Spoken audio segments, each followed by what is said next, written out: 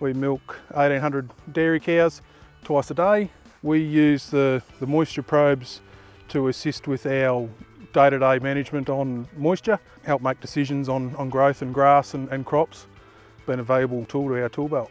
Feed is king for the cow. Food makes milk and milk makes money. So to be able to do that, we need to measure our inputs, and water is one of the bigger inputs we've got.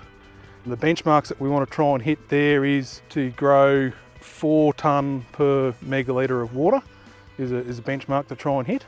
We're not quite there yet, so the more water efficient we can be, and the probes are coming very handy for that.